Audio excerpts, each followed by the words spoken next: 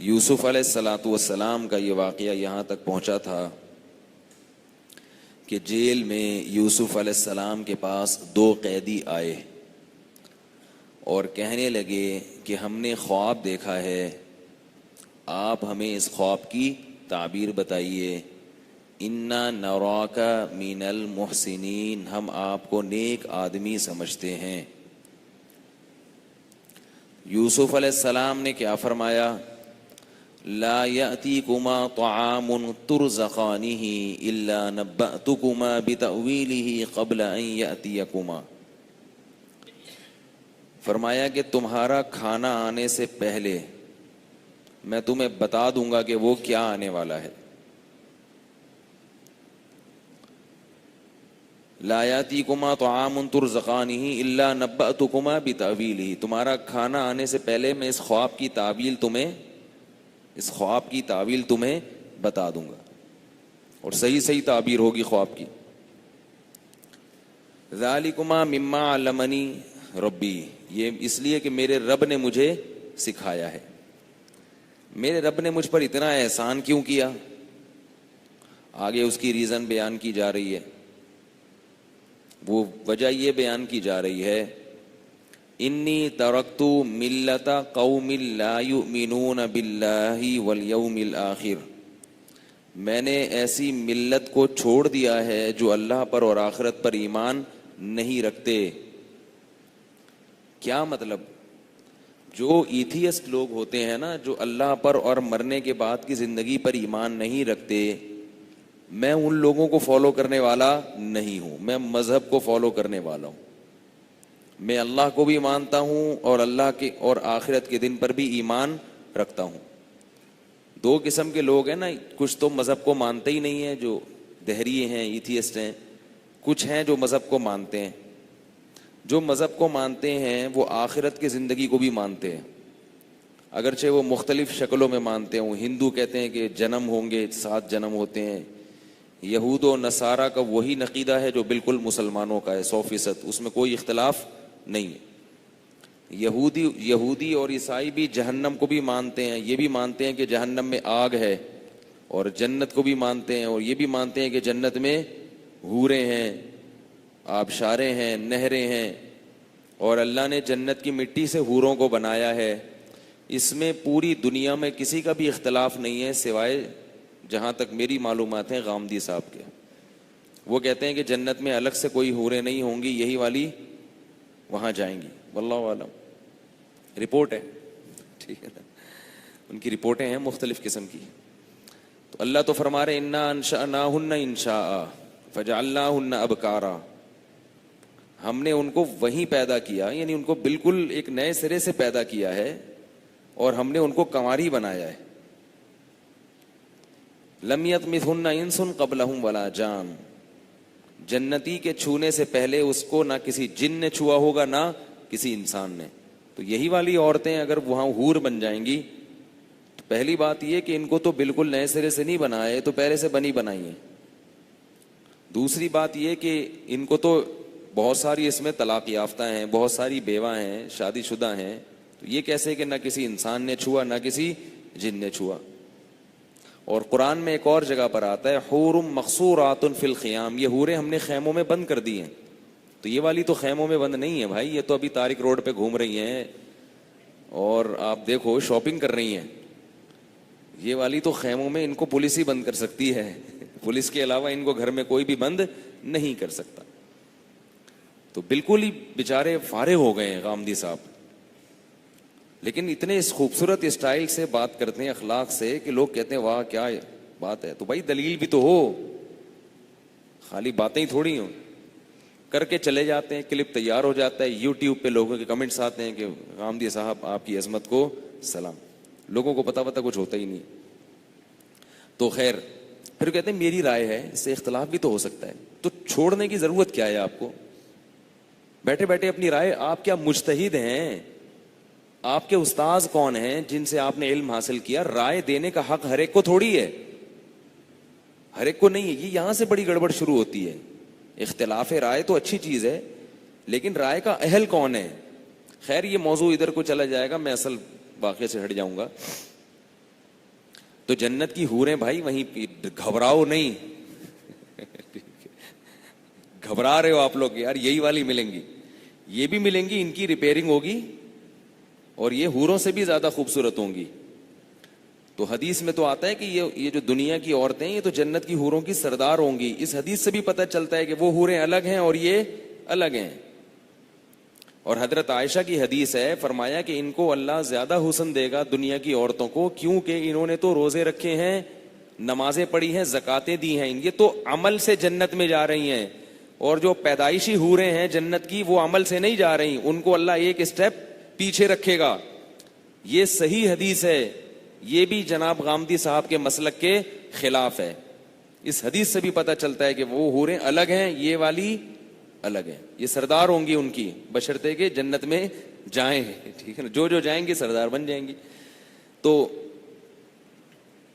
اللہ تعالیٰ نے یوسف علیہ السلام نے کیا فرمایا کہ میرے رب نے مجھ پر یہ احسان اس لیے کیا کہ بھئی دنیا میں کتنے قسم کے لوگ ہیں, کچھ تو مذہب کو مانتے ہی نہیں, جو مذہب کو مانتے ہیں وہ پھر آخرت کو تو مانتے ہیں مگر اللہ کے ساتھ شرک کرتے ہیں. تو پہلی بات تو یہ کہ میں ان لوگوں میں سے نہیں ہوں جو مذہب کو مانتے ہی نہیں ہیں. دوسری بات, میں ان لوگوں میں سے ہوں جو آخرت کو مانتے ہیں اور اللہ کو صرف ایک مانتے ہیں. انی ترکت ملت قوم لا یؤمنون باللہ, میں ایسی قوم کو ترک کر دیا ہے جو اللہ پر ایمان نہیں رکھتے.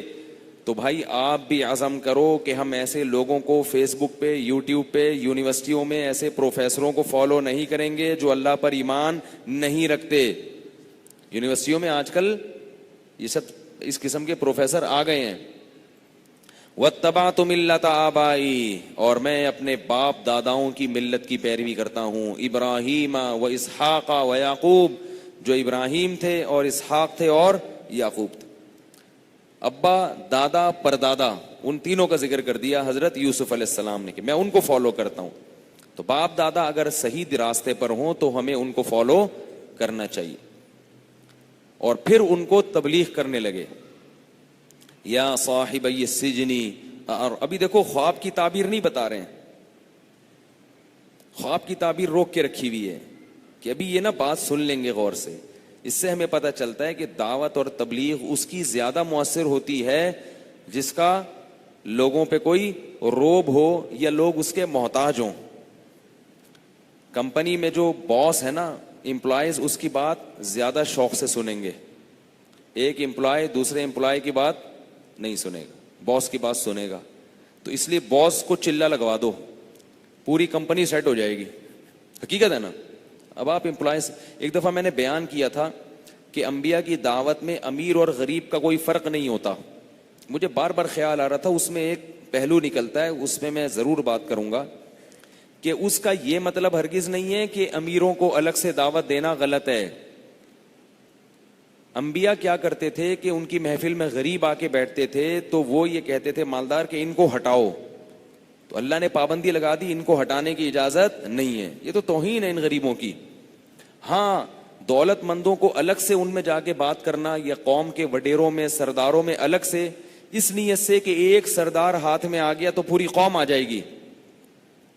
گورنمنٹ کا ایک آفیسر قبضے میں آ گیا, وہ صحیح ہو گیا, پورا محکمہ صحیح ہو جائے گا. اس نیت سے مالدار لوگوں کو الگ سے خطاب کرنا یا ان پہ الگ سے محنت کرنا یہ نہ صرف جائز ہے بلکہ مستحب ہے, مستحسن ہے. اور جامعۃ الرشید یہی تو کر رہا ہے ہر سال, جس پہ لوگوں کو اعتراض ہوتا ہے کہ اتنے بڑے بڑے آفیسروں کو اسٹیج پہ بلا کے عزت دی جاتی ہے اور افتخار چودھری جیسے جج کو بلا کے عزت دی جا رہی ہے. اور یہ تو وہی اس لیے دی جا رہی ہے کہ یہ جو کریم ہے نا ملک کی, یہ قابو میں آ گئی تو نیچے کا سارا طبقہ سیٹنگ پہ آ جائے گا. تو اس نیت سے جائز ہے بلکہ باعث ثواب ہے. نبی صلی اللہ علیہ وسلم بھی سرداروں کو الگ سے دعوت دیتے تھے. تو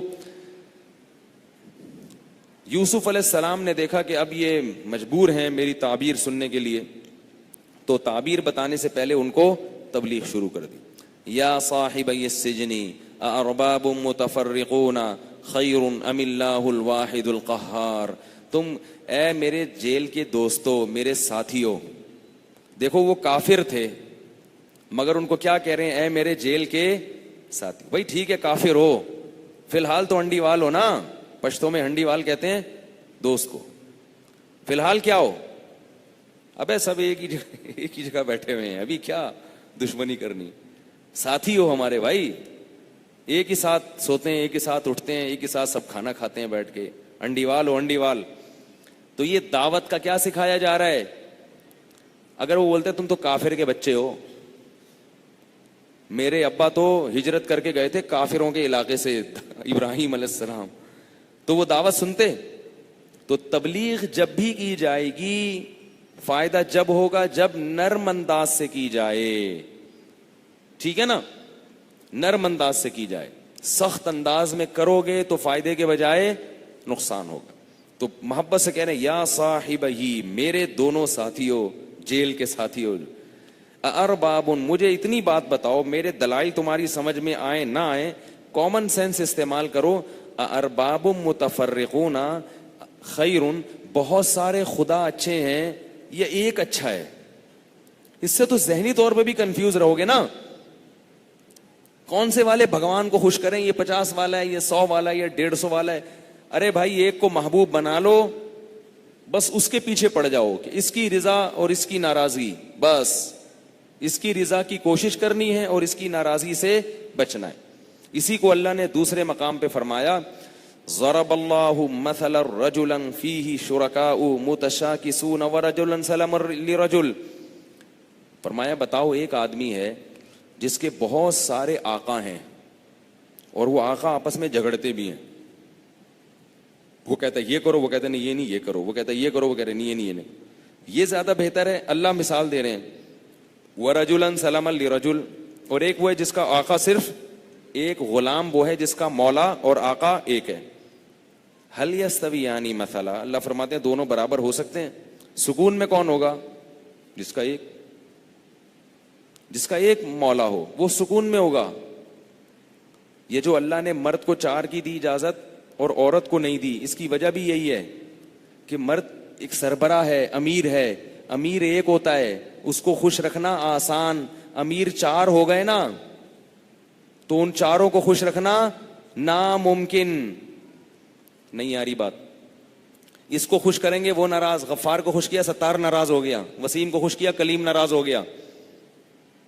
تو اللہ نے عورت کو یہ ٹینشن نہیں دی کہ بھئی تم ایک کو خوش رکھ لو جنت میں چلی جاؤ گی، اور مرد کے لیے جو بیوی ہے وہ امیر نہیں ہوتی، وہ اس کے ماتحت ہوتی ہے، اور رعایا ہمیشہ زیادہ ہوتی ہے، امیر ایک ہوتا ہے اس کے ماتحت پھنستا تو وہ بھی ہے ٹھیک ہے نا، اس کو خوش کرے گا وہ ناراض، اس کو خوش کرے گا وہ ناراض، پھنستے تو سب ہیں لیکن ایک چوڑے میں نہیں پھنستا، ہلکے میں پھنستا ہے، اور اگر عورت کو 4 شوہر دے دیے جائیں تو وہ بہت بری طریقے سے پھنس جائے گی، ناممکن ہے چلنا، یہ ایک حکمت ہے۔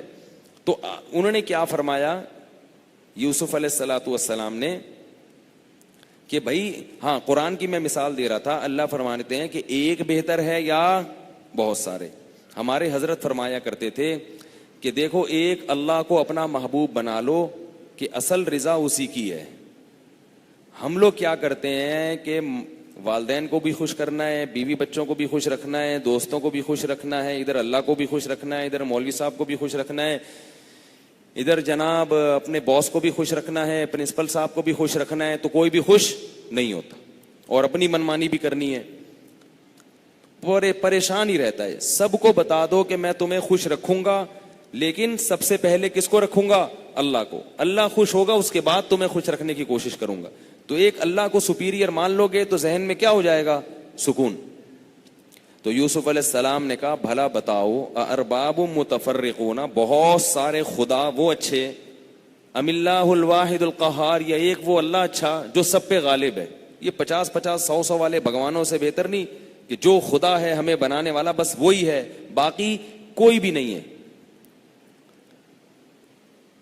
پھر کہنے لگے تم جو ان خداؤں کی عبادت کرتے ہو ان کو تو تم نے خود ہی گڑھا ہے، خود ہی بناتے ہو، خود ہی عبادت کرتے ہو۔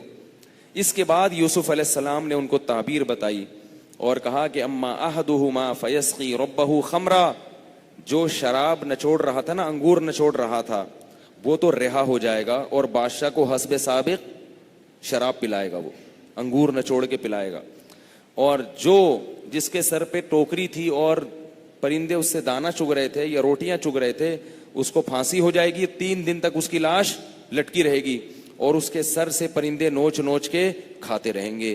قضی الامر الذی فیہ تستفتیان, اور جو تعبیر تم نے پوچھی تھی وہ ہو کر رہے گی.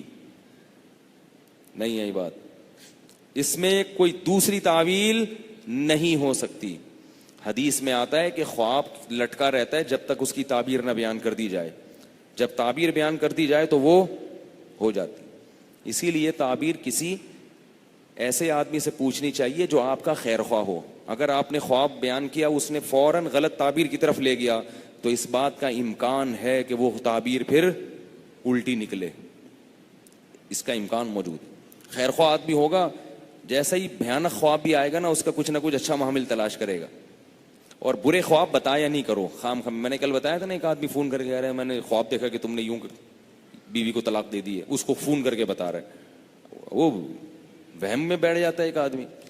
تو اب یوسف علیہ السلام کو یہ خیال ہوا کہ یہ رہا ہونے والا ہے اور ایک لٹکنے والا ہے, تو جو رہا ہونے والا ہے اس کو خوشخبری سنا دی.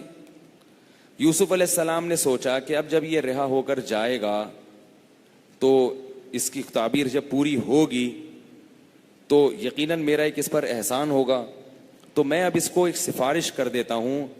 اس کو یہ کہا کہ تم بادشاہ کو میرے بارے میں بتا دو کہ ایک قیدی ہے بے گناہ, کئی سالوں سے جیل میں پڑا ہوا ہے, کچھ تھوڑا خیال کر لو اس کا. کیونکہ بادشاہ لوگ بھول جاتے ہیں جیل میں ڈال کے. آج بھی کئی قیدی ایسے ہیں جن کو عدالتیں حکومتیں بھول چکی ہیں. 50 سال کے قیدی پڑے ہوئے ہیں, پتہ ہے آپ کو, کوئی پوچھنے والا نہیں ہے ان کا. بچپن میں ایک خبر آئی تھی کہ ایک ٹرسٹ نے ایک قیدی کو نکالا جس نے 40 سال جیل میں گزار دیے تھے, کیونکہ اس کا کیس دب گیا, پتہ ہی نہیں چلا کہ کرنے والا کون تھا. تو وہ عدالت بھی بھول گئی, پولیس بھی بھول گئی, حکومت تو بھولتی ہے. 40 سال بعد اس بے گناہ آدمی کو جیل سے نکالا ہے, پوری زندگی جیل میں. اسے نہ صحیح طرح سے بولنا آ رہا ہے, نہ وہ دیکھنا پا رہا ہے. تو ایسے پہلے زمانے میں تو یہ بہت ہوتا تھا, جیل میں ڈال کے کیا کرتے تھے, بھول جاتے تھے. تو یوسف علیہ السلام نے کہا کہ بادشاہ سے کہو کہ ایک نوجوان ہے, قیدی ہے, بہت عرصے سے جیل میں پڑا ہوا ہے, اس کی کچھ ریکویسٹ کرو, کچھ سفارش کرو کہ اس کو نکالو. اس سے یہ بھی پتا چلا کہ اسباب اختیار کرنا یہ توکل کے خلاف نہیں ہے. یوسف علیہ السلام جیل میں صبر تو کر رہے ہیں مگر نکلنے کی کوششیں بھی کر رہے ہیں. اب یہ نہیں کہ آپ کہیں بس اللہ کی مرضی, چونکہ جیل ہی تھی لہذا جیل میں ہی رہوں گا, یہ تو بیوقوفوں والی بات ہو گئی نا. اسی طرح جب زلیخا نے یوسف علیہ السلام پہ الزام لگایا تھا کہ, تو یوسف علیہ السلام نے کیا کہا, ہی اراودتنی, نہیں یہ جھوٹ بول رہی ہے. تو اپنی صفائی بیان کرنا بھی تقوی کے منافی نہیں ہے کہ نہیں میں تو کچھ نہیں کہوں گا, میں تو چپ بیٹھوں گا. بھائی آپ کو جو پتا ہے وہ تو بولو نا. لوگوں الزام لگا رہے ہیں آپ کے اوپر, پوری دنیا ذلیل کر رہی ہے, آپ کو رسوا کر رہی ہے, آپ منہ سے بولتے ہی نہیں کچھ. تو آپ کم از کم ایک دفعہ وضاحت کر دو. ہاں بالکل ہی بھونڈا الزام ہو جس کا کوئی نہ سر نہ پیر, پھر ایسے لوگوں کو لفٹ نہیں کرانی چاہیے. میرے ہر بیان پہ نا کوئی نہ کوئی کمنٹس آ رہے ہوتے ہیں, آپ نے بیان میں یوں کہہ دیا تو آپ نے یوں کر دیا, اس کا یہ مطلب. میں نے کہا اس کا یہ مطلب نہیں, کہہ رہے نہیں اس کا یہ آپ وضاحت کریں. میں نے کہا ہر بیان میں وضاحتی بیانات ہوتے رہیں گے تو بیان کم ہوگا, وضاحتی بیانات بڑھ جائیں گے. تو اس لیے ہر آدمی کے اشکال کا جواب نہیں دینا چاہیے, ہر آدمی کو لفٹ نہیں کرانی چاہیے. کوئی معقول اعتراض ہو پھر ٹھیک ہے. خیر, تو یوسف علیہ السلام نے اس کو کہا کہ بھائی میرا بتا دینا. اللہ فرماتے ہیں فانساہ الشیطان, شیطان نے اس کو بھلا دیا اور وہ ایسا نالائق بھول گیا. کتنے بڑے محسن اس کے, اور بھول گیا. اپنا کام جب انسان کا ہوتا ہے نا تو وہ پہلے کیسے بھنے بن کے آئے تھے, یوسف آپ بہت نیک آدمی ہیں, پوری ان کی 1 گھنٹے کا بیان بھی سن لیا توحید پر, اپنے باپ دادا کے دین کے خلاف تسلی سے سن کے بولا بھائی ٹھیک ہے ماشاءاللہ تعبیر بتا دیں آپ. اور جب تعبیر بتائی نکل گئے تو کیا ہوا, بھول گئے. یہ ہے انسان مطلب پرست. فلبث فی السجن بضع سنین, فرمایا اور کئی سال, چند سال مزید جیل میں پڑے رہے. جیل میں ایک ایک دن کاٹنا جو لوگ گزار کر آئے ہیں نا, کہتے ہیں مشکل ہوتا ہے. اللہ ہم سب کو بچائے. اب اللہ کی قدرت جوش میں آئی. وقال الملک, ایک دن بادشاہ سلامت صبح صبح اٹھے, درباریوں کو جمع کیا اور کہا انی ارا 7 بقرات سمان یأکلہن 7 عجاف, اے درباریوں، اے وزیروں، میں نے آج عجیب خواب دیکھا ہے، 7 بقرات سمان، 7 موٹی موٹی گائے ہیں، 7 موٹی موٹی گائے، یاکلہن 7 عجاف، انہیں 7 پتلی پتلی گائے کھا رہی ہیں، و7 سنبلات خضر، اور 7 کونپلے ہیں، خوشے ہیں جو گندم کے نہیں ہوتے، تر و تازہ ہیں، یاکلہن 7 عجاف، انہیں 7 خشک کونپلے کھا رہی ہیں۔ یا ایھا الملأ افتونی فی رؤیایا ان کنتم للرؤیا تعبرون، بتاؤ تعبیر بتاؤ، تم اگر کچھ تعبیروں کا علم جانتے ہو تو بتاؤ، اس کا مطلب کیا ہے، اس کی تعبیر کیا ہے؟ وہ کیا کہنے لگے؟ اضغاث احلام، پراگندہ خیالات ہیں، جیسے میں کہتا ہوں نا پیٹ میں کیا ہے گیس۔ یہ نہیں کہہ رہے کہ ہمیں تعبیر نہیں سمجھ میں آ رہی یا ہمیں آتا نہیں ہے۔ اس سے کیا پتہ چلتا ہے؟ انسان اپنی جہالت کا اعتراف نہیں کرتا، خاص طور پہ ان لوگوں کے سامنے جن سے عزت یا پیسہ ملتا ہو۔ بادشاہ سے عزت اور پیسہ ملتا ہے نا، بادشاہ کو کہتے ہیں ہمیں آتا ہی نہیں ہے۔ اب انہوں نے بھی عقل لڑائی کہ یار کیا ہوگا کیا ہوگا، دماغ میں نہیں آیا، تو کہنے لگے اضغاث احلام، زغز کہتے ہیں جو مختلف قسم کی ڈنڈیاں لکڑیاں نہیں ہوتی پراگندہ قسم کی، وہ جمع کر دو، اور حلم خواب کو کہتے ہیں، یعنی خیالات کو۔ تو مختلف پراگندہ دن میں جو آپ سوچتے رہتے ہیں نا خیالات، بادشاہ کو یہ تو نہیں کہہ سکتے تھے الٹے الٹے کہ نہیں، یہ جو اصل میں ایکچولی آپ پریشانی میں دن میں سوچتے رہتے ہیں نا، تو وہ خیالات خواب کی شکل میں سامنے آ گئے۔ وما نحن بتأویل الاحلام بعالمین، ہم خوابوں کی تعبیریں تو جانتے ہیں، بڑا علم ہے، یہ جو الٹے الٹے خیالات ہیں نا، ان کے مطلب ہم نہیں جانتے، کیونکہ ان کا کوئی مطلب ہی نہیں ہے۔ بات آ رہی ہے سمجھ میں؟ ان کا کوئی مطلب ہے ہی نہیں۔ کوئی ڈھنگ کا خواب ہو تو ہم بتائیں گے آپ کو۔ اب اس دربار میں وہ بیٹھا ہوا تھا جو اب بادشاہ سلامت کو انگور نچوڑ کے کیا پلاتا تھا؟ شراب پلاتا تھا۔ اس کو ایک دم یاد آیا، ارے میرے بھی خواب بتایا تھا، وہ تو بالکل صحیح نکلا تھا۔ فوراً بادشاہ سے کہنے لگا، بادشاہ سلامت میں آپ کو بتاتا ہوں، ایک بندہ ہے جیل میں، خوابوں کی تعبیریں جانتا ہے، ارسلون، مجھے بھیجیں آپ۔ بادشاہ نے کہا جا بھائی پوچھ کیا، اور جیل میں آیا، کہنے لگا یوسف ایھا الصدیق، اے میرے دوست، اے یوسف اے میرے دوست۔ دیکھو مطلب آیا تو کیا نکلا؟ دوست ہے تو بھول کیوں گیا بھائی جیل میں تو اس کو؟ صدیق کہتے ہیں جگری دوست، پکا، چھوٹا موٹا دوست نہیں، وہ تو صدیق ہوتا ہے۔ یوسف ایھا الصدیق افتنا فی 7 بقرات سمان، بتاؤ 7 موٹی موٹی گائے ہیں، یاکلہن 7 عجاف، 7 پتلی پتلی گائیں ان کو کھا رہی ہیں، و7 سنبلات خضر واخر یابسات، 7 خشک کونپلیں 7 تر کونپلوں کو کھا رہی ہیں، لعلی ارجع الی الناس لعلہم یعلمون، جلدی بتاؤ میں بھاگتا ہوا جاؤں گا، بادشاہ کو بتاؤں گا، سب کو پتہ چلے گا۔ حضرت یوسف فوراً کہنے لگے تزرعون 7 سنین دأبا، فرمایا 7 سال تک تم خوب کھیتی اگاؤ، خوب، فما حصدتم فذروہ فی سنبلہ، 7 سال تک جو پیداوار ہو اسے کچھ استعمال کرو اور کچھ اگلے 7 سال کے لیے روک لو۔ روکو کس میں؟ اسی میں چھوڑ کے رکھ دو، کیونکہ فریج تو نہیں تھے نا اس زمانے میں، گندم کو اس کے خوشوں سے نہ نکالو، دانے کو اس کے خوشوں سے نہ نکالو، اسی میں اسٹور کرو۔ پھر 7 سال آئیں گے قحط کے، اور تم نے جو کچھ جمع کیا ہوگا ان سب کو کیا کر دیں گے؟ وہ کھا کے ختم کر دیں گے۔ اس میں اشارہ تھا کہ پوری دنیا جتنا بھی مصر کے قریب قریب علاقے ان میں قحط پڑنے والا ہے، اگر تم نے اسٹور نہیں کیا خود بھی مرو گے اور پبلک بھی مرے گی۔ تھوڑا تھوڑا کھاؤ اور زیادہ کیا کرو؟ اسٹور کرو۔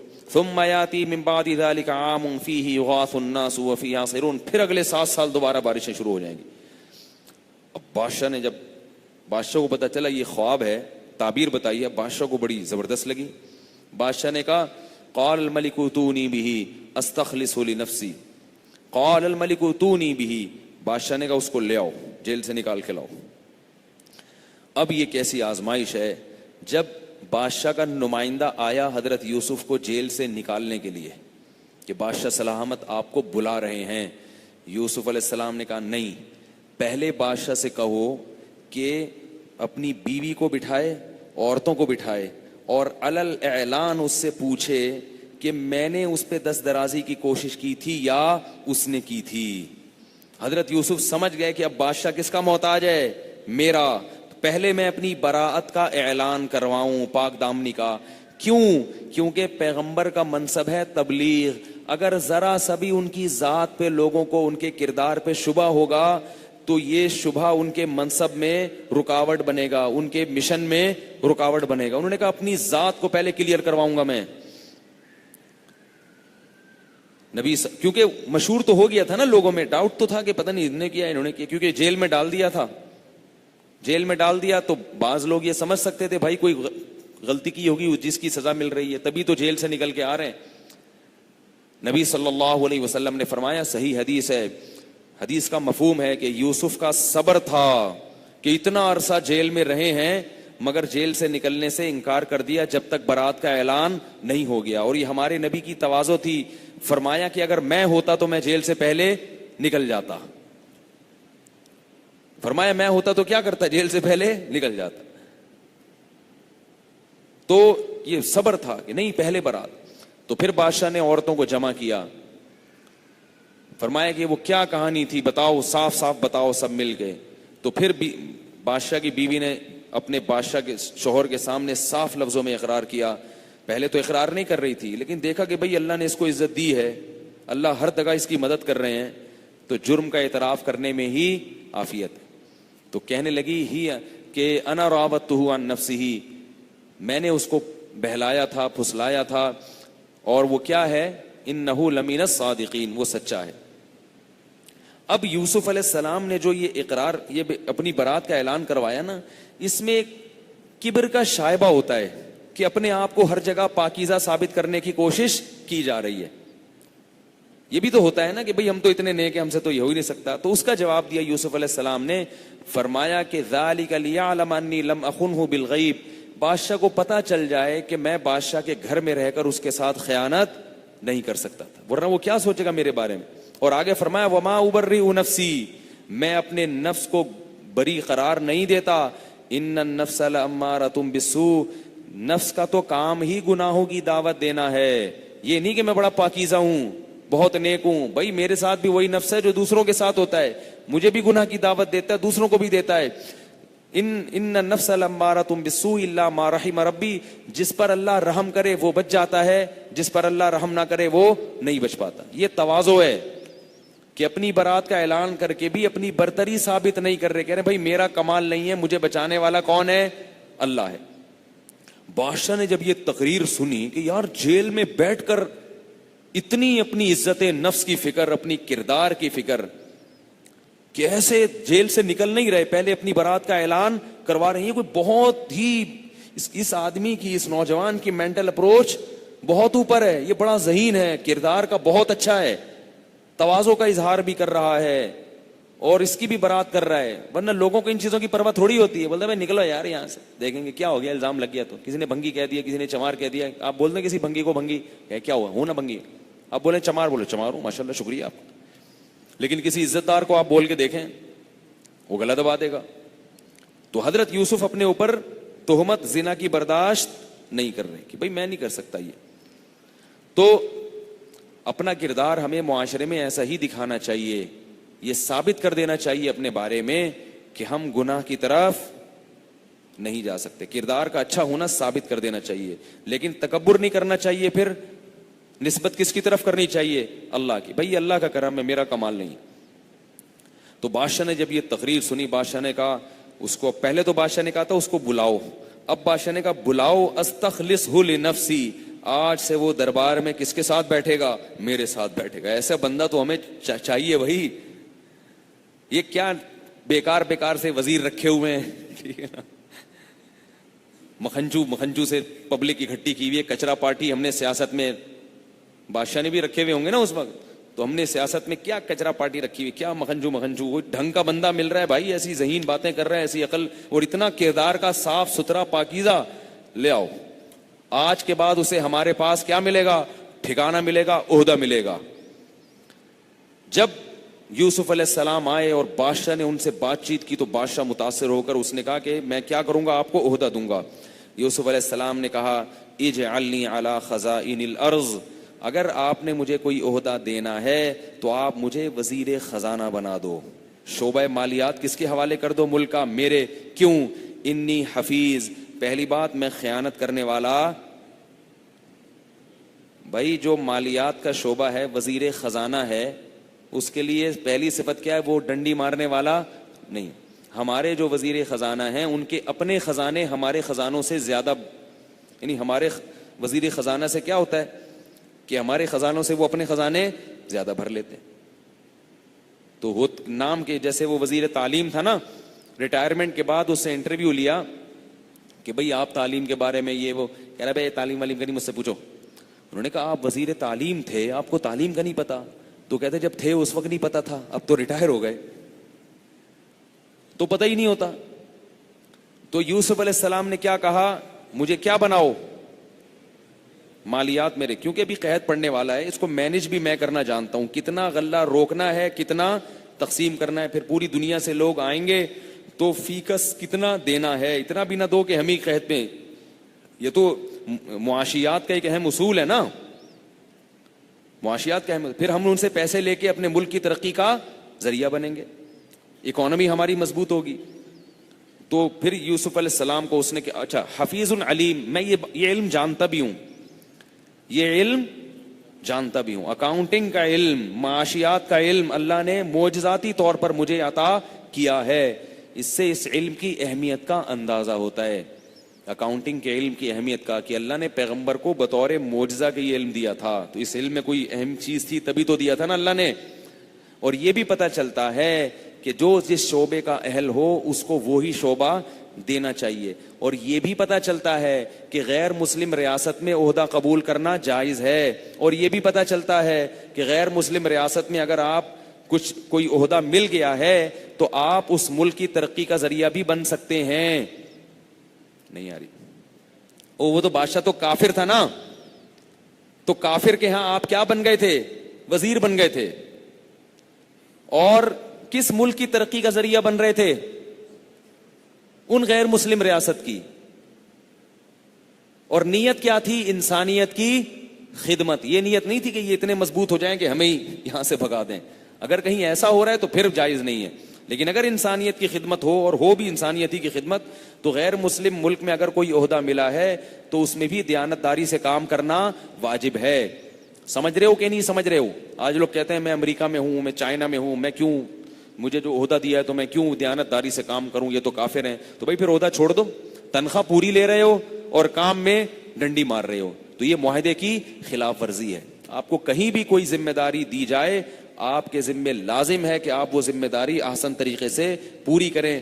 جیسے کہ یوسف علیہ السلام ایک کافر ریاست میں وزیر بنے، مگر انہوں نے اپنی ذمہ داریوں کو احسن طریقے سے پورا کیا، خود بھی قحط سے بچے اور اپنی اس ملک کی قوم کو بھی قحط سے ہلاک ہونے سے بچا لیا. حالانکہ وہ کافر قوم تھی، اور ملک کو معاشی ترقی میں عروج پر پہنچا دیا. کیونکہ پوری دنیا میں جب قحط پڑا تو سب مصر میں آ رہے تھے غلہ لینے، سب کو پیسے دے کے، سب سے پیسے لے کے غلہ دیتے تھے. وہ پیسے کہاں جمع کرتے تھے؟ خزانوں میں. تو ملک کو فائدہ ہوا کہ نہیں ہوا؟ یہی چیزیں دیکھ کے بادشاہ سلامت کیا ہو گیا؟ یوسف علیہ السلام پہ لٹو ہو گیا. ٹھیک ہے نا؟ پہلے زلیخا لٹو ہوئی بھی تھی، اب کون لٹو ہو گیا؟ بادشاہ لٹو ہو گیا. تو اب کیا ہوا ہے کہ پھر بالآخر 7 سال کے بعد قحط پڑ گیا. اور کہا جاتا ہے، روایتوں میں ہے کہ بادشاہ کا انتقال ہوا اور یوسف علیہ السلام کیا بن گئے؟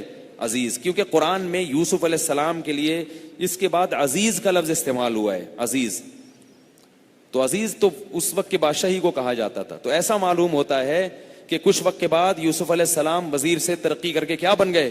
بادشاہ بن گئے اس ملک کے. اب پوری دنیا میں قحط پڑا ہے تو وہاں بھی قحط پڑ گیا، شام میں، گاؤں میں، دیہات میں، جہاں یعقوب علیہ السلام رہتے تھے.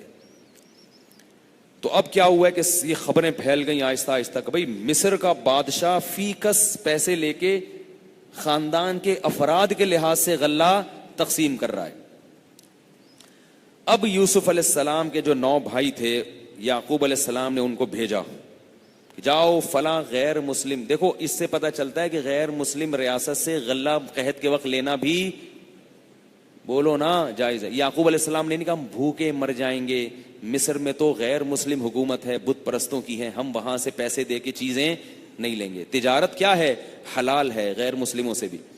تو یعقوب علیہ السلام نے اپنے بیٹوں کو بھیجا کہ جاؤ، اونٹوں پہ ان کو جو ہے نا بٹھایا، اور بنیامین کو نہیں بھیجا، کہا کہ یہ بتا دینا کہ ہمارا ایک اور بھائی ہے لیکن ابا کا بڑا چہیتا ہے، ابا اسے چھوڑتے نہیں ہیں، اس کا بھی غلہ دے دو۔ یوسف علیہ السلام نے قانون بنایا تھا کہ جتنے افراد آئیں گے ان کا تو ملے گا، جو نہیں آئیں گے ان کا نہیں ملے گا۔ اب جب وہ آئے نا بادشاہ کے محل میں داخل ہوئے ہیں سارے بھائی، تو اللہ کہتے ہیں فَعَرَفَهُمْ وَهُمْ لَهُ مُنْكِرُونَ، حضرت یوسف ان سب کو دیکھ کے پہچان گئے لیکن وہ اپنے بھائی کو نہیں پہچان، کیونکہ وہ تو بچپن میں بڑے ہو گئے تھے، وہ پہچان گئے۔ جب ان کا غلہ تیار کیا تو ان سے کہا کہ اگلی دفعہ جب غلہ لینے آؤ گے تو چھوٹے بھائی کو لازمی لانا ورنہ غلہ نہیں ملے گا۔ تو وہ کہنے لگے سنراود عنہ اباہ، ہم اپنے ابا کو سمجھائیں گے، ان کو کسی طرح قائل کریں گے کہ اس چھوٹے کو ہمارے ساتھ بھیج دو۔ ایکچولی بات یہ ہے کہ ہمارے ابا اسے ہمارے ساتھ بھیجنے کے لیے تیار نہیں ہوتے۔ یوسف علیہ السلام سمجھ رہے تھے کہ کیوں نہیں ہوتے، ایک کو تو غائب کیا ہے دوسرے کو بھی غائب نہ کر دو، لیکن ہم انشاءاللہ کریں گے ضرور۔ اچھا یوسف علیہ السلام نے کیا کیا، ان کی جو ان سے اجرت لی تھی نا وہ بھی ان کے بیگ میں سامان میں دوبارہ رکھ دی کہ گھر جا کے کھولیں گے تو یہ بھی جاؤ موج کرو، ٹھیک ہے نا، تم سے کیا پیسے لینے۔ تو اب جب یہ واپس آئے ہیں تو انہوں نے ابا سے کہا ابا ہمیں غلہ تو مل گیا لیکن اگلی دفعہ بنیامین کا غلہ نہیں ملے گا، آپ اس کو ہمارے ساتھ بھیجیں۔ انہوں نے کہا کہ هل آمنکم علیہ اللہ کما امنتکم علی اخیہ من قبل، میں تم پر ایسے اعتماد کر لوں جیسے اس کے بھائی کے بارے میں اعتماد کیا تھا؟ یہ کیسے ہو سکتا ہے بھائی، یہ نہیں ہو سکتا مجھ سے۔ پھر جب انہوں نے وہ اپنا سامان کھولا اس میں اجرت واپس مل گئی، تو ابا سے کہنے لگے ابا دیکھو بادشاہ اتنا نیک دل ہے، اتنا اچھا ہے کہ اس نے ہمیں غلہ بھی دے دیا اور ہماری اجرت بھی واپس، اتنے نیک بادشاہ کے پاس آپ اپنے بھائی کو بھیجتے ہوئے ڈر رہے ہو۔ تو یعقوب علیہ السلام نے کہا لن کیا ارشاد ہے ان کا کہ فلما وجدوا متاعهم فلما فتحوا متاعهم وجدوا بضاعتهم ردت إليهم قالوا يا أبانا ما نبغي هذه بضاعتنا ردت إلينا قال لن أرسله معكم حتى تؤتوني موثقا من الله لتأتونني به، فرمایا ہرگز نہیں بھیجوں گا جب تک کہ مضبوط قسمیں اٹھا کے نہیں کہو گے کہ تم اس کو لازمی واپس لے کر آؤ گے، الا یحاط بکم، الا یہ کہ قدرت ہی کی طرف سے کوئی ہلاکت ہو جائے۔ فلما آتوہ موثقہم، سارے بھائیوں نے مل کے ہاتھ ملا کے ابا سے مضبوط قسمیں اٹھائیں کہ اس کو ہم لازمی واپس لے کر آئیں گے۔ ابھی دیکھو یعقوب علیہ السلام کی ایک آزمائش ختم نہیں ہوئی، دوسری شروع ہو رہی ہے۔ تو اب کیا ہے، پھر یعقوب علیہ السلام نے ان کو بھیجا اور انہوں نے کہا واللہ علی ما نقول وکیل، ہم سب اللہ کو بھی اس پہ گواہ بنا رہے ہیں، اللہ ہمارا کارساز ہے۔ تو یعقوب علیہ السلام نے اب کہا کہ اب جب تم جاؤ گے تو ایک لا تدخلوا من باب واحد، ایک دروازے سے داخل مت ہونا، مختلف دروازوں سے داخل ہونا۔ وجہ کیا تھی، اتنے خوبصورت بیٹے ایک باپ کے لمبے لمبے، جب سب دیکھیں گے سب ایک ہی باپ کے ہیں تو نظر لگنے کا اندیشہ ہے۔ لیکن پھر آگے کہہ بھی رہے ہیں کہ جو مقدر میں ہوتا ہے بیٹا اس سے دنیا کی کوئی طاقت نہیں روک سکتی، میرے دل میں ایک خلش ہے بس میں اس کو پورا کرنا چاہتا ہوں۔ تو وہ ایسا ہی کیا، بیٹوں نے مختلف دروازوں سے شہر میں، اس سے پتہ چلتا ہے کہ نظر برحق ہے، لیکن اس میں وہمی ہونا جائز نہیں۔ آپ کے بچوں کو اتنی آرام سے نظر نہیں لگے گی، وہ یعقوب علیہ السلام کے بڑے خوبصورت لمبے لمبے چوڑے چوڑے کئی سارے تھے، دو بچوں کو نہیں لگتی، اور ان میں وقفہ بھی 15-15 سال کا ہو، اور پھر پولیو کے نشانات بھی ہوں ٹانگوں پہ، حفاظتی ٹیکوں کے ادھر بھی 6 دھبے پڑے ہوئے ہوں، ادھر پھوڑے نکلے ہوئے ہوں۔ کسی بچے کی قمیض اتار کے دیکھے نا، پھر وہ بس چھوڑے، ابھی کیا میں قصہ سناؤں، اس کو کہتے ہیں کہ نظر نہ لگ جائے، نہیں لگے گی، بے فکر رہیں آپ، ٹھیک ہے نا۔ تو جب وہ داخل ہوئے ہیں شہر میں دوبارہ، تو آ کے کہنے لگے کہ یا ایھا العزیز. نہیں، اس سے پہلے کیا ہوا ہے کہ ایسا کیا انہوں نے، وہ اپنا راشن واشن لے لیا. تو یوسف علیہ السلام نے بنیامین کو الگ سے لے جا کے سمجھا دیا کہ میں تمہارا بھائی ہوں. فلا تبتئس بما كانوا يفعلون. اور جو تمہارے بھائی تم پہ ظلم کر رہے ہیں نا، وہ اس سے پتہ چلتا ہے کہ وہ اور ظلم مسلسل کر رہے تھے، اس کے ساتھ سوتیلا سلوک کر رہے تھے. اس سے کہا کہ تمہاری آزمائش کا وقت کیا ہو گیا ہے، ختم ہو گیا، اب تم مایوس نہ ہو، اور میں تمہارا بھائی ہوں، میں تمہیں اپنے پاس روک لوں گا، بھی جانے نہیں دوں گا. اب جب ان سب کو واپس بھیجا ہے تو بنیامین کے تھیلے میں بادشاہ کا مہنگا والا پیالہ ڈال دیا. اس زمانے میں بڑے مہنگے مہنگے بادشاہوں کے دربار میں پیالے ہوتے تھے. اور یہ قافلہ واپس چلا گیا. واپس جا رہا ہے تو پیچھے سے ایک شخص نے ندا لگائی، ایتھا العیر انکم لسارقون. اے قافلے والو، تم لوگ تو چوری کر کے جا رہے ہو. تو یہ فوراً واپس پلٹے. قالوا واقبلوا علیہم ماذا تفقدون. بھئی تم کیا تم گم پاتے ہو؟ انہوں نے کہا نفقد صواع الملک، بادشاہ کا پیالہ گم ہو گیا ہے. وَلِمَنْ جَاءَ بِهِ حِمْلُ بَعِيرٍ. بادشاہ نے کہا ہے کہ جو وہ پیالہ تلاش کر کے لائے گا، پورے اونٹ کا غلہ اس کو فری میں ملے گا. وَأَنَا بِهِ زَعِيمٌ. میں نے یہ چیلنج قبول کیا ہے، میں سب کے سامان کی تلاشی لوں گا. تو وہ جواب میں کیا کہتے ہیں؟ لَقَدْ عَلِمْتُمْ مَا جِئْنَا لِنُفْسِدَ فِي الْأَرْضِ وَمَا كُنَّا سَارِقِينَ. دیکھو تمہیں پتا ہے کہ ہم زمین میں فساد مچانے نہیں آئے اور ہم لوگ چور نہیں ہیں. یہ بڑا ٹائٹ جملہ ہے. دیکھو پیغمبر کے بیٹے تھے، جیلیسی کا شکار تو ہو سکتے تھے باپ کی محبت میں. چوری کرنا انتہائی کمینہ پن، گھٹیا پن، نیچ رذیل کمینے لوگوں کی صفت ہے. جتنی گالیاں دو کم ہے، یہ گھٹیا لوگوں کا کام ہے. تو وہ کہہ رہے ہیں کہ ٹھیک ہے سب کچھ ہو سکتا ہے، ہم چور، بولو نا، ہم چوری کرنا تو گھٹیا لوگوں کا کام ہے بھائی. یہ میں اس لیے بار بار کہہ رہا ہوں کہ بعض گناہ ایسے ہیں جو غلطی ہوتی ہے انسان سے، انسان خطا کا پتلا ہے، اس سے انسان کا کردار مجروح نہیں ہوتا. اب دیکھو باپ اتنا خوبصورت تھا، یعقوب علیہ السلام تو بڑے پیغمبر تھے نا اللہ کے، اس کی محبت حاصل کرنے کے لیے کہ یہ میرا ہو جائے تو کسی طرح بس وہ بھائی کو سائڈ پہ لگاؤ اس کو. یہ ایک نفس نے، شیطان نے ورغلا دیا. تو یہ گناہ ہے. یہ ایسا گناہ نہیں جس کو گھٹیا پن سے تعبیر کرتے ہیں ہم. اور چور کے گئے وہاں کسی کام سے، اس کی گھڑی اٹھا کے جیب میں رکھ لی، اس کی یہ چیزیں اٹھا کے جیب میں رکھ لی. یہ کیا پن ہے؟ گھٹیا پن ہے. تو وہ جواب میں کہہ رہے ہیں کہ ہم لوگ جیسے مرضی ہوں چور. تبھی ہم کہتے ہیں نا کسی کے، کبھی یہ تو سالا ہے ہی چور. اور ایک چور ہوتا ہے خاندانی چور ہوتا ہے، جو خاندانی چور ہے اللہ اس سے بچائے. کم بخت وہ توبہ نہیں کرتا، توبہ کر بھی لینا پھر چوریاں شروع کر دیتا ہے وہ. تو اللہ سب مسلمانوں کو خاندانی چور ہونے سے بچائے، کیونکہ باپ دادا سے بعض دفعہ چلا آ رہا ہوتا. ابا بھی چور تھے، پکڑے گئے تھے، دادا بھی ایک دفعہ پکڑے گئے تھے، اور پھر بچہ بھی وہی کام کر رہا ہے. تو وہ کیا کہتے ہیں کہ وما کننا سارقین، ہم چور نہیں ہیں، ہم ایسے کام نہیں کرتے بھائی. تو وہ جواب میں کہتا ہے فما جزاؤہ ان کنتم کاذبین، تم جھوٹے ہو تو تمہاری سزا کیا ہے؟ تو وہ فوراً کہتے ہیں جزاؤہ من وجد فی رحلہ فہو جزاؤہ، جس کے سامان میں سے پیالہ نکلے اس کو رکھ لو. ان کو تو کانفیڈنس تھا کہ بھائی ہم تو چور ہیں ہی نہیں، ٹھیک ہے نا. اور اس زمانے میں چور کی سزا یہ تھی کہ جو چور پکڑا جاتا تھا تو جس کی چوری کیا اس کا غلام بن کے رہتا تھا. یہ اس زمانے میں سزا بھی تھی، بادشاہ کے دین میں یہ قانون تھا، بادشاہ کے مذہب میں. تو یہ کیا ہے کہ بھائی اس کو، اسی کو پکڑ لو. تو انہوں نے سب کی تلاشی لی اور بالآخر بنیامین کے تھیلے سے نکال لیا. بولے چلو بھائی آ جاؤ بھائی.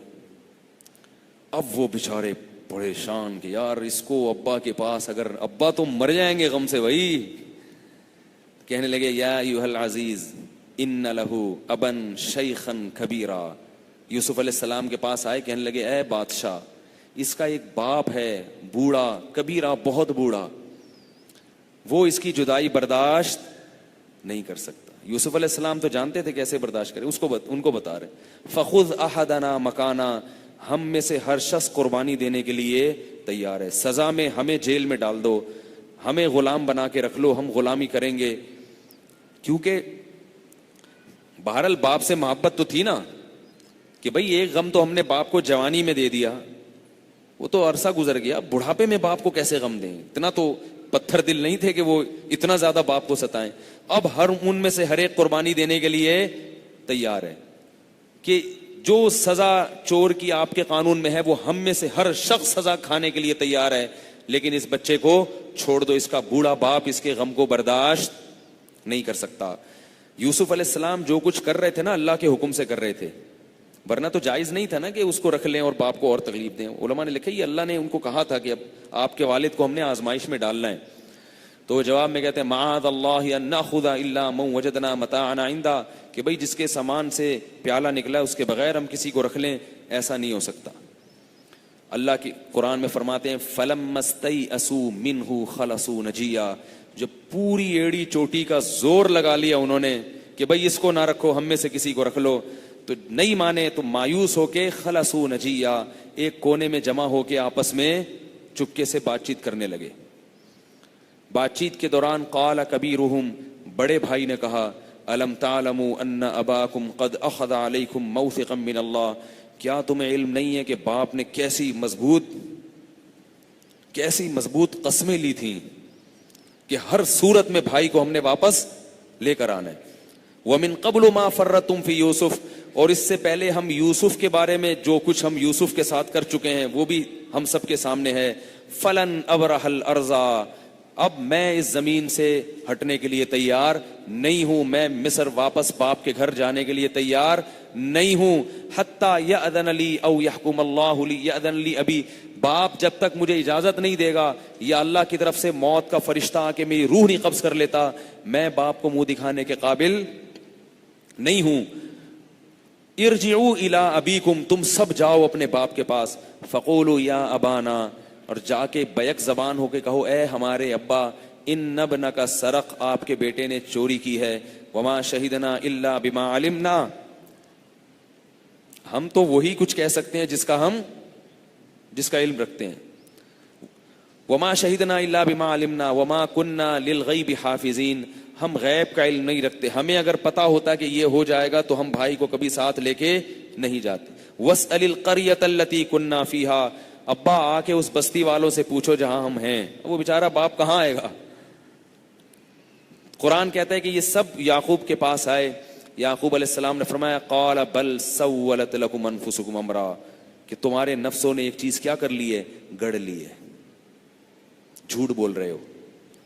دیکھو پہلے بھی یعقوب علیہ السلام نے کیا کہا تھا, جھوٹ بول رہے ہو. یوسف علیہ السلام کی باری, اور اس دفعہ بھی یعقوب علیہ السلام نے کیا کہا کہ تم جھوٹ بول رہے ہو. حالانکہ وہ پہلے جھوٹ بول رہے تھے, اب کی بار سچ بول رہے تھے. اس سے ہمیں دو بڑے اسباق ملتے ہیں. نمبر ایک, پیغمبر عالم الغیب نہیں ہوتے. نمبر دو, مضبوط قرائن کسی کے بارے میں جھوٹے ہونے کے پتہ چل جائیں تو اس کو جھوٹا کہنا جائز ہے. کیونکہ مضبوط قرائن کیا تھے بھائی, پہلے یوسف کو غائب کر دیا, اب کس کو غائب کر دیا. ایسا کیسے ہوتا ہے, بیٹا تو میرا چور ہے ہی نہیں, کوئی اور الزام ہوتا تو میں مان بھی لیتا, بھیڑیے کا لگا دیتے تو شاید کچھ یقین ہے, چور تو ہو ہی نہیں سکتا وہ, تو اس سے بھی بڑی بات لے کر آ گئے نا. لیکن اس دفعہ کیا کر رہے تھے وہ, سچ. تو اس سے پتہ چلتا ہے کہ بعض دفعہ ہم کسی پر کرتے ہیں فیصلہ لیکن وہ صحیح ہوتا ہے, لیکن ہم کس کے مکلف ہیں بھائی, قرائن کے. لیکن زنا میں تہمت لگانا جائز نہیں ہے, فحاشی کی تہمت میں گواہوں کا ہونا ضروری ہے. قال بل سولت لكم انفسكم امرا فصبر جمیل, جیسے یوسف کے گم ہونے پر کیا کہا تھا, صبر جمیل, کچھ کر نہیں سکتا, میں تمہارے خلاف کیا FIR کٹواؤں گا, تمہیں جیل میں بند کروں گا, بیٹے ہو میرے, کیا کر سکتا ہے باپ, بوڑھا باپ بیٹوں کے. فصبر جمیل, دوبارہ کیا کروں گا, صبر, ایسا صبر جس میں اللہ سے کوئی شکایت نہیں ہوگی. اب دیکھو یہاں ایک بات, ایک غم ختم نہیں ہوا کہ دوسرا غم شروع. ہم ہوتے تو کسی بزرگ کے پاس جاتے, آج کے اوریجنل بزرگ نہیں جو بنے ہوئے ہیں بزرگ, ان کے پاس جاتے, وہ کیا کہتا, کسی نے کچھ, تمہارے گھر میں تو پہلے ایک بچہ غائب ہوا, اب دوسرا غائب ہو گیا, فلاں نے تعویذ کیا ہوا ہے. تو بکواس ہے, چھوڑ دو یہ فضول لوگوں کو. پیغمبروں کی یہ سیرت نہیں ہے. غم کس کی طرف سے آتے ہیں, اللہ کی طرف سے آتے ہیں. کسی کا باپ بھی کچھ نہیں کر سکتا تمہارے گھر میں. جو تعویذ گنڈے والا آ کے بولا کرے نا, کسی نے کچھ کر دیا ہے, بولے تیرے باپ میں دم نہیں ہے, کچھ کسی کے باپ میں دم نہیں ہے کچھ کرنے کے, اور نکل یہاں سے. اس کو بھگاؤ گے, اس کو جب تک چترول لگا کے بھگاؤ گی نا, وہ گند پھیلاتا رہے گا, اور ایسی چکنی چپڑی باتیں کرے گا کہ تم مان جاؤ گے، پھر میرا سر کھاؤ گے، پھر بولو کہ تکیے کے نیچے سے وہ نکلا ہے تو بالٹی کے اندر سے وہ نکلا ہے. ایسے لوگوں کے گھروں سے کچھ نہ کچھ نکلتا ہی رہتا ہے، کچھ نہ کچھ. ہمارے گھر سے کبھی نکلتا ہے، اڑا کے پھینک دیتے ہیں. کوئی آتا ہے، کوئی آ کے رکھ کے چلا گیا، رکھ گیا، کیا ہو گیا، اس کے بعد نکلتا ہی نہیں کچھ. لوگ مایوس ہو جاتے ہیں، یار ان کے تو کچھ جتنے بھی تعویذ رکھ دو مفتی صاحب کے ہاں، ان کی صحت پہ کوئی اثر پڑتا ہی نہیں ہے.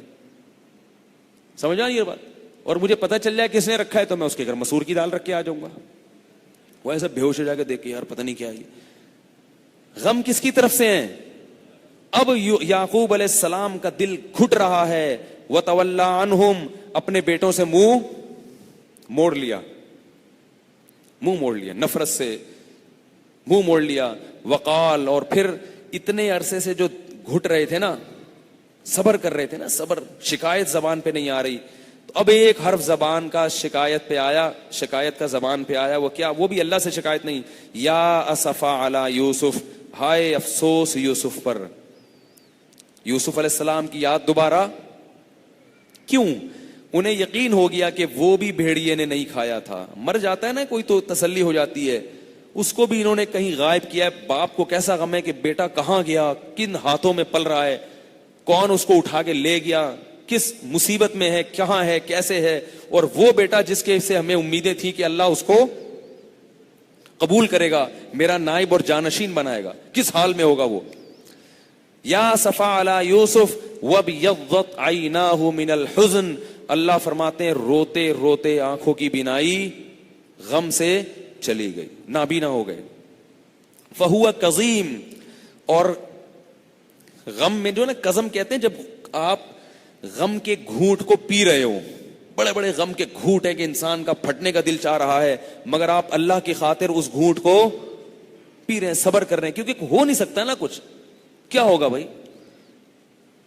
تو ان کی جو بیٹیاں تھیں، بیٹے تھے، جو بھی وہاں ان کے بہویں تھیں، خاندان بہت بڑا خاندان تھا یعقوب علیہ السلام کا. وہ سب کہنے لگے تاللہ تفتأ تذکر یوسف حتی تکون حرضا او تکون من الہالکین، کہ آپ اب تک یوسف کے غم کو نہیں بھولے، ایسا نہ ہو کہ آپ کی جان ہلاک ہو جائے. تو جواب میں کیا کہتے ہیں؟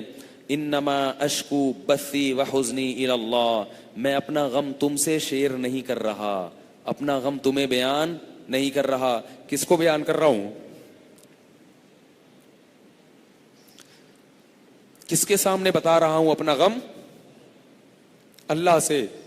یہ تو غم کی بات، اور اتنے غم کی حالت میں بھی امید کی باتیں. وَأَعْلَمُ مِنَ اللَّهِ مَا لَا تَعْلَمُونَ، اللہ کے بارے میں وہ کچھ جانتا ہوں جو تم نہیں جانتے. کیا مطلب؟ مجھے علم ہے کہ اللہ میرے ساتھ غلط نہیں کر رہا، دے رہا ہے، غم دے رہا ہے، گھٹ رہا ہوں میں اندر سے، بینائی چلی گئی، اس میں بھی اس کی کوئی کیا ہے، مصلحت ہے، جو مصلحت میں نہیں جانتا، اس میں بھی کیا ہے، اس کی مصلحت ہے، وہ مصلحت میں نہیں جانتا، مگر مجھے امید ہے کہ وہ کیا کر رہا ہے، خیر کر رہا ہے. دیکھو یہ اللہ ہمیں واقعات کیوں بتا رہے ہیں پیغمبروں کے؟ اس لیے کہ غم ہم پر بھی آ سکتے ہیں.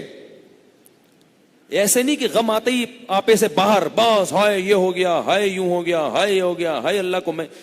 نبی صلی اللہ علیہ وسلم نے فرمایا جس عورت کا بچہ بچپن میں مر گیا، کیونکہ عورت کے لیے اس سے بڑا غم دنیا میں کوئی بھی نہیں ہے کہ اس کا بچہ بچپن میں مر جائے، اور اس نے صبر کیا، صبر، تو اس کے لیے جنت کی ضمانت ہے. کیا ہوتا ہے آج کسی خاتون کا بچہ مر جائے، چیخ چیخ کے گھر سر پہ اٹھا لیتی ہیں. ایک عورت کو نبی صلی اللہ علیہ وسلم دیکھا قبر پہ خوب رو رہی ہے چیخ چیخ کے، وہ نبی کو پہچانی نہیں. نبی نے فرمایا کہ صبر کرو، صبر. اس نے کہا اگر آپ کو وہ غم پہنچا ہوتا نا جو مجھے پہنچا ہے تو پتہ چلتا صبر کیسے ہوتا ہے. آپ صلی اللہ علیہ وسلم گھر تشریف لے آئے، کس نے بتایا بھئی یہ تو اللہ کے نبی ہیں. وہ بعد میں آئی نبی کے پاس، کہنے لگی میں صبر کر رہی ہوں. آپ نے فرمایا انما الصبر عند الصدمة الاولى، صبر کا ثواب اس وقت ملتا ہے جب صدمہ پہنچا ہو، بعد میں سب کو صبر آ جاتا ہے. تو اس لیے آج جب گھروں میں میتیں ہوتی ہیں تو خواتین سے ہاتھ جوڑ کے کہتا ہوں اپنی آواز کو اونچا مت کیا کریں. چیخنا چلانا، گریبان پھاڑنا، چیخنا چلانا، ایسی عورت پہ محمد صلی اللہ علیہ وسلم نے لعنت کی ہے. ہمیں غموں پہ صبر کرنے کا حکم ہے، چیخنے چلانے کا، ماتم کا، گریبان چاک کرنے کا، ان چیزوں کی ہمیں شریعت نے اجازت نہیں دی. رونے کی اجازت ہے آرام سے, آہستہ آواز سے. جیسے نبی صلی اللہ علیہ وسلم کے نواسے کی موت ہوئی, نواسے کی موت ہوئی, اس پہ بھی آپ صلی اللہ علیہ وسلم, بیٹے کی موت ہوئی, اس پہ بھی آپ صلی اللہ علیہ وسلم نے یہ کہا, بیٹے کی اور نواسی کی موت ہوئی, کہ بھئی آنکھ سے آنسو جاری ہیں مگر زبان وہی کہے گی جس پہ ہمارا رب راضی ہوگا. اس پریشانی میں بھی یعقوب علیہ السلام دل سے تو کڑ رہے ہیں, زبان سے ناشکری کا کوئی لفظ نہیں نکال رہے, زبان سے نہیں نکال رہے. زبان سے کیا کہہ رہے ہیں؟ اعلم من اللہ ما لا تعلمون, بھائی اس میں کیا ہے, خیر ہوگی. اور پھر اپنے بچوں سے کہا, راشن ختم ہو رہا ہے, ایک قحط پڑا ہوا ہے, یہ ایک نئی ٹینشن تھی. قحط میں کتنی عجیب حالت ہوتی ہے کہ جب آپ ٹکڑے ٹکڑے کو ترس جائیں. تو بچوں سے کہا کہ اب نیا راشن لینے کے لیے جاؤ, اور واپس ان کو دوبارہ بھیجا. تو اب وہ جو 8 بھائی تھے وہ بادشاہ کے پاس آئے قسم پرسی کی حالت میں, ان کے چہروں سے پتہ چل رہا تھا کہ غم میں ہیں, اور آ کے کہنے لگے, یا ایھا العزیز, یا ایھا العزیز, اے بادشاہ, مسنا واہلنا الضر, ہمیں بڑا غم پہنچا ہے, بڑی تکلیف پہنچی ہے, ہمیں بھی اور ہمارے اہل و عیال کو بھی. وجئنا ببضاعۃ مزجاۃ, اب تو ہمارے پاس راشن خریدنے کے پورے پیسے بھی نہیں ہیں. ایسے حالات یعقوب علیہ السلام کے گھر کے خراب ہو گئے تھے کہ قحط کی حالت میں ماہانہ راشن خریدنے کے پیسے ختم, تھوڑی سی پونجی لے کر آئے ہیں. فتصدق علینا, آپ احسان کر کے ہم پہ کچھ صدقہ کر دو. ان اللہ یجزی المتصدقین, اللہ صدقہ کرنے والوں کو, احسان کرنے والوں کو اس کا بدلہ دیتا ہے. خیال کر لو, غم میں ہیں اور راشن خریدنے کے پورے پیسے نہیں ہیں. ہمارے حضرت فرمایا کرتے تھے, رات کو حضرت کا معمول تھا اللہ سے ان الفاظ میں دعا مانگنے کا کہ اللہ ببضاعۃ مزجات, بہت تھوڑا عمل لے کے تیرے پاس آیا ہوں, تھوڑا عمل لے کے. جیسے یوسف کے بھائی آئے تھے نا, تھوڑی پونجی لے کے اور راشن پورا مانگ رہے ہیں. تو اے اللہ, عمل تھوڑا لے کر آیا ہوں اور تجھ سے اس کا بدلہ, بولو بھائی, پورا مانگ رہا ہوں. تو جیسے یوسف کو یہ کہا گیا کہ اللہ احسان کرنے والوں کو بدلہ دیتا ہے, اس کا مطلب ہے اللہ تو احسان کو پسند کرتا ہے, تو بھی ہم پر احسان کر دے, تو بھی ہم پر کیا کر دے, آدھے عمل پہ ہمیں اجر کیا دے دے, پورا دے دے. تو جب یوسف علیہ السلام نے اپنے بھائیوں کی یہ قسم پرسی دیکھی ہے تو کہنے لگے, هل علمتم ما فعلتم بیوسف واخیہ اذ انتم جاہلون, تم یہ بتاؤ کہ تمہیں پتا ہے کہ تم نے یوسف اور اس کے بھائی کے ساتھ کیا کیا تھا. جب یوسف علیہ السلام نے یہ لفظ کہا نا تو بھائی جواب میں کیا کہتے ہیں, اِنَّكَ لَأَنْتَ یوسف, کیا آپ یوسف تو نہیں ہو.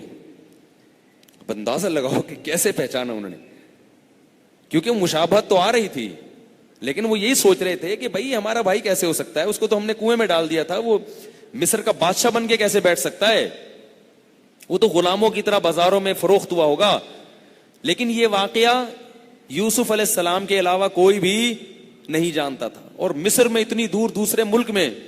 تو جب یوسف علیہ السلام نے کہا هل علمتم ما فعلتم بیوسف, تمہیں پتا ہے کہ تم نے یوسف کے ساتھ کیا کیا, تو وہ جواب میں کہتے ہیں اِنَّكَ لَأَنْتَ یوسف, کیا ایسا تو نہیں ہے کہ تم ہی یوسف ہو.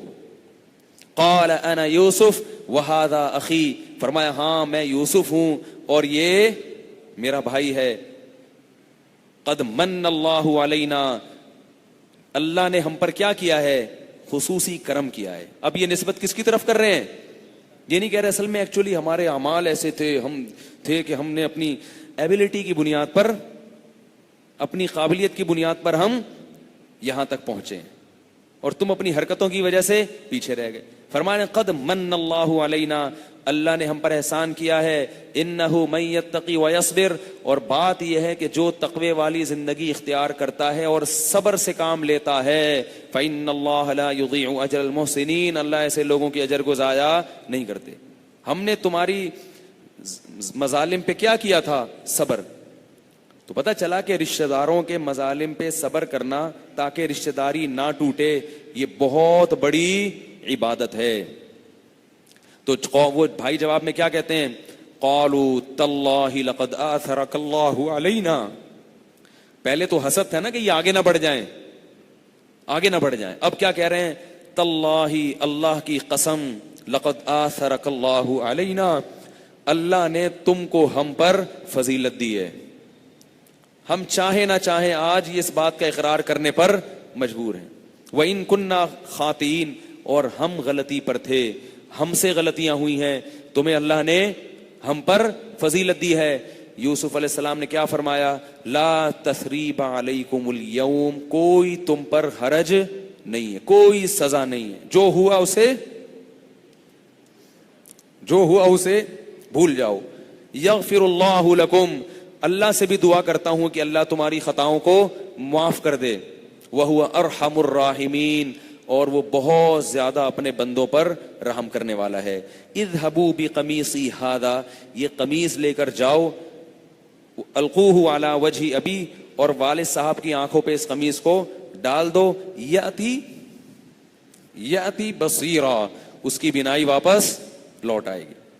قرآن کہتا ہے فلما ان جاء البشیر، جیسے ہی مصر سے اب وہ بیٹے تو خوش ہو گئے کہ ابا کو بنیامین بھی مل گیا، یوسف بھی مل گیا، اور بادشاہ بنا کے مل گیا. اور یوسف علیہ السلام نے یہ بھی کہا وَأْتُونِي بِأَهْلِكُمْ أَجْمَعِينَ، پورا خاندان اٹھا کے گاؤں سے کہاں لے آؤ؟ یہاں لے آؤ. شہری زندگی میں جہاں ہر طرح کی سہولتیں ہیں، پھر ایک شاہی خاندان ہے تو ظاہر ہے عزت ملے گی، پورا خاندان اٹھا کے یہاں لے آؤ. اب قرآن کے الفاظ ہیں کہ جیسے ہی وہ خوشخبری دینے کے لیے ایک بیٹا دوڑا ہے، بھاگا ہے وہ کہ ابا کو جا کے میں بتاؤں، تو اللہ تعالیٰ کی رحمت کہ یعقوب علیہ السلام کو اللہ نے ان کی خوشبو سنگھا دی، وہ کئی میلوں دور. تو ولما فصلت العیر قال ابوہم انی لاجد ریح یوسف، نابینا باپ کیا کہہ رہا ہے کہ مجھے یوسف کی خوشبو محسوس ہو رہی ہے. لولا ان تفندون، آگے بڑے عجیب الفاظ ہیں، اگر تم مجھے یہ نہ کہو کہ بوڑھاپے میں الٹی باتیں کر رہا ہے تم تو کہو گے کہ ابا بڑھاپے میں کیا کر رہے ہیں، یعنی تم مجھے اگر نسبت کر دو گے نا بڑھاپے کی طرف کہ ابا بوڑھے ہو کے کیا کر رہے ہیں، اگر تم یہ نہ کہو تو میں ایک بات کہوں. یعنی الفاظ تکلم کے اپنے گھر والوں کو جمع کر کے کہہ رہے ہیں اگر تم یہ نہ مجھے کہو کہ بڑھاپے میں الٹی باتیں کر رہا ہوں تو صحیح بتاؤں مجھے یوسف کی خوشبو محسوس ہو رہی ہے. تو ان کی بیٹیاں، بہویں اور جتنے خاندان کے لوگ تھے جواب میں کہنے لگے تاللہ انک لفی ضلالک القدیم، ابا ابھی تک پرانی غلطی میں پڑے ہوئے، بھول جاؤ وہ اب دوبارہ ملنے والا نہیں ہے، وہ دوبارہ ملنے والا نہیں. تو اس کا بھی واقعے کا بہت اہم پہلو ہیں، وہ باقی ہیں، وقت کافی زیادہ ہو گیا ہے، تو انشاءاللہ یہ باقی پہلو میں اس پہ کل بیان کروں گا، کل اس کو کوشش کروں گا یہ واقعہ پورا مکمل ہو جائے. لیکن ایک بات یاد رکھو، یوسف علیہ السلام کی فیملی بہت بڑی تھی، اور پتہ ہے کیا بات ہے، یعقوب علیہ السلام کی فیملی بہت بڑی تھی. اور امام احمد ابن حنبل نے لکھا ہے کہ یعقوب علیہ السلام کا جب بیٹا گم ہو گیا تھا، اس غم میں جب نابینا ہونے لگے تھے، اس دوران بھی یعقوب علیہ السلام نے تیسری شادی کی تھی معذرت کے ساتھ. کیا کیا تھا؟ اور امام احمد نے لکھا ہے کہ نکاح اتنی فضیلت کی چیز ہے کہ پیغمبر نے اس غم میں بھی اچھے رشتے کو بولو نا نہیں چھوڑا. حالانکہ ہم ہوتے تو ہم کہتے کہ حضرت یہ سوتیلے بیٹوں کی وجہ سے یہ سب کچھ ہو رہا ہے، ایک ہی بیوی کے بچے ہوتے یہ لڑائیاں نہ ہوتی، سوتیلے تھے تو ڈال دیا نا کنویں میں. لیکن ہماری ان تقریروں کو یعقوب علیہ السلام ماننے کے لیے تیار بولو نا، تبھی لوگ مجھے کہتے ہیں پاگل ہو گیا، سٹیا گیا ہے. پاگل نہیں ہو گئے، ہم آپ کو پیغمبروں کی سیرت بتا رہے ہیں کہ اتنی مبارک سنت ہے، اتنی مبارک عبادت ہے نکاح کرنا کہ پیغمبر یہ عبادت غم میں بھی نہیں چھوڑتے. اور آپ کی اس قسم کے فضول تانے کے سوتیلے بچے ہوں گے تو محبت نہیں ہوگی، لڑائی ہوگی، بٹ چھوڑو، سنت ہے کر لو. ایک صاحب بہت بڑے عالم ہیں، بس یہ چٹکلا سنا کے بات ختم کرتا ہوں. بہت بڑے عالم ہیں سعودی عرب میں، علماء کی محفل تھی, میں بیٹھا ہوا تھا, تو وہ ایک واقعہ سنا رہے تھے. وہ نکاح نہیں کر رہے تھے, ان کی بیوی کا انتقال ہو گیا, تو سب ان سے کہہ رہے ہیں اب شادی کر لو. انہوں نے کہا نہیں نہیں بھائی میں نہیں شادی کرتا یار. انہوں نے کہا میری پہلی بیوی سے بچے ہیں, میں اکیلا ہی زندگی گزاروں گا, اگر میں نے شادی کی بچہ ہو گیا تو وہ پہلی اور دوسری میں بچوں میں کیا ہوگا, جھگڑے ہوں گے. تو جواب میں کہنے لگے کہ دیکھو یعقوب علیہ السلام نے 2 شادیاں کی تھیں, کیسے مسائل کھڑے ہوئے تھے ان کی فیملی میں. ٹھیک ہے پہلی بیوی کے بچوں نے دوسرے بھائی کو کیا کر دیا, کنویں میں ڈال دیا. اب بحث بڑی گرم. میں چونکہ جونیئر تھا, بڑوں کے سامنے بولنا کیا ہے, بے ادبی کی بات ہے. جتنی مضبوط دلیل ہو چپ رہنا چاہیے. یہ ہر جگہ جو بیٹھ کے بولنا نا یہ اچھا نہیں ہے. اب جناب وہ بحث, کوئی کچھ کہہ رہا ہے کوئی کچھ کہہ رہا ہے, لیکن ان کا پلہ حاوی. اب سب مجھے دیکھ رہے ہیں, بولے ہاں بھائی ارشاد. ٹھیک ہے, وہ سمجھ رہے ہیں کہ یہ تو بیچارہ اب کیا ہو گیا, شرمندہ, اب اس کے پاس تو کوئی جواب نہیں ہے, اب یہ تو دوبارہ اس موضوع پر کبھی بات کرنے کے قابل رہا نہیں, ایسی دلیل آ گئی اس کا تو کوئی جواب ہی نہیں کسی کے پاس. تو مجھے انہوں نے بتایا کہ کیا جواب ہے اس کا. جب سب نے کہا تو میں نے کہا اجازت ہو تو عرض کروں. انہوں نے کہا جی. میں نے کہا اگر یعقوب علیہ السلام دوسری نہ کرتے تو یا یوسف نہ ملتے. نہیں آ رہی نا بھائی, ٹھیک ہے لڑائیاں فساد جھگڑے سوکنوں کے پڈے مڈے اپنی جگہ, لیکن یوسف جیسا پیغمبر نہ ملتا اگر آپ کی تقریریں سن کے رجوع کر لیتے. تو نکاح کی سب سے بڑی فضیلت ہے اولاد. اولاد کی کثرت ہوگی تو کوئی نہ کوئی کام کا نکل آئے گا. ان کے بہت سارے تھے تو ایک یوسف ایسا نکلا کہ ریکارڈ توڑ دیا اس نے. 2 میں ایسا آپ کہہ سکتے ہیں ابراہیم علیہ السلام کے 2 تھے, وہ تو بڑھاپے میں ملے نا ان کو, ان کے پاس تو آپشن نہیں تھا زیادہ بچوں کا. ان کو تو اللہ نے کہا کہ آپ کی قربانیاں اتنی ہیں 2 دوں گا اور 2 ہی بڑے خاندانی ہو گئے. ہم سے اللہ نے کوئی ایسا ایگریمنٹ نہیں کیا, تو ہم تو اسباب کو اختیار کریں گے. ناراض نہ ہونا, ٹھیک ہے نا. ایسی باتیں سن کے آپ لوگ ناراض بہت ہوتے ہیں, خواتین بھی غصہ ہوتی ہیں. خواتین سے اسپیشل معذرت, کچھ ہمارا اتنی ہم آپ پر محنت کر رہے ہیں تو کچھ ہماری بھی تھوڑی بہت الٹی سیدھی سن لیا کریں. تو یعقوب علیہ السلام نے اس دوران, اور پھر یعقوب علیہ السلام کا بہت بڑا خاندان تھا, بہویں بیٹیاں بیٹے, یہ سارے مل کے اکیلے یعقوب علیہ السلام کو غموں میں تسلی دیتے تھے. تو اولاد کی کثرت کا یہ فائدہ بھی ہوتا ہے کہ بڑھاپے میں سب کے سربراہ کون ہے, اکیلے یعقوب. ورنہ کیا ہوتا, ایک آدھ بچہ ہوتا اس کو مصر بھیجتے, بولتے بچ گیا تو ٹھیک ہے نہیں تو مر جا وہیں جا کے. ٹھیک ہے نا, کیا کرے گا تو بھی اکیلا آ کے. پورے بیٹے ہیں, ان کو بولے نظر نہ لگ جائے یار, آدھے وہاں سے جاؤ آدھے. جب بیٹے اتنے تھے تو بیٹیاں بھی ہوں گی, اور بیٹیاں کہاں گھر کی زینت ہوتی ہیں. جس گھر میں بیٹیاں نہیں ہیں وہ گھر نہیں ہے. جس باپ کے بیٹے نہیں ہیں اس کے بازو مضبوط نہیں ہیں. دونوں کے اپنے فائدے ہیں. گھر کی زینت بیٹیاں بنتی ہیں, گھر کی رونق بیٹیاں بنتی ہیں. جتنی زیادہ ہوں گی گھر میں اتنی زیادہ باپ کو محبت ملے گی, رونق ملے گی. اور بیٹے باپ کی زینت بنتے ہیں. کاروبار میں, بزنس میں, لڑائیوں میں, خاندان میں, ہر جگہ باپ کا کیا بنتے ہیں, بازو بنتے ہیں, اس کا جانشین بنتے ہیں. تو اس لیے بھائی اولاد بہت بڑی نعمت ہے. باقی اولاد میں غم بھی اللہ نے رکھے ہیں جیسے پیغمبروں کو ملے, لیکن ان غموں میں اللہ نے کیا رکھی ہے, غیر. ہمارے نانا سے کوئی پوچھتا تھا کہ آپ کے ہاں گھر میں خیریت ہے, وہ کہتے تھے خیریت کم بختوں کے یہاں ہوتی ہے. ہم لوگ کے اللہ کا شکر ہے بہویں ہیں, بیٹے ہیں, بیٹیاں ہیں, پوتے نواسے, ہمارے یہاں کہاں سے خیریت. کبھی کسی کی ٹانگ ٹوٹی ہوئی ہے, کسی کے سر پھٹا ہوا ہے, کبھی کسی کے پیٹ میں درد ہے, کبھی کسی کو ہاسپٹل کے کسی کو حکیم کے پاس لے کے جا رہے ہیں, کبھی کسی کا جھگڑا چل رہا ہے میاں بیوی کا, اسی میں نمٹاتے رہتے ہیں. خیریت تم جیسے کم بختوں کے یہاں ہوگی جن کے یہاں کوئی ہوتا ہی نہیں ہے, ایک ہی بیٹھے ہوئے ہیں آرام سے گھر میں. تو کیا جھگڑا, کیا کسی کا سر پھوٹا, کیا کسی کی ٹانگ ٹوٹی, کیا کسی کے پیٹ میں درد. ہمارے دیکھو نا ڈاکٹر عبدالرزاق کتنے بیچارے پریشان ہیں. چھوڑو یہ پھر زیادہ لمبی باتیں ہو جائیں گی. تو خیریت کس کے یہاں ہوتی ہے, کم بختوں کے یہاں ہوتی ہے, جن کم بختوں کے یہاں افراد ہی نہیں ہوتے. ٹھیک ہے نا. تو اس کا بھی اپنا ہے, اسی سے اللہ نوازتے ہیں. اولاد کا غم, پریشانیاں بنتا ہے انسان اس سے. خیر اللہ ہم کو پیغمبر, اللہ سے دعا یہی مانگا کرو اللہ اولاد کی خوشیاں دے, غم نہ دے. یہ تو اللہ کی طرف سے کبھی مقدر ہو جائے تو ٹھیک ہے, لیکن مانگنا کیا چاہیے, خوشیاں دے اللہ, غم نہ دے. اللہ تعالی ہم سب کو سمجھنے کی, عمل کی توفیق عطا فرمائے. باقی واقعہ انشاءاللہ کل بیان کروں گا.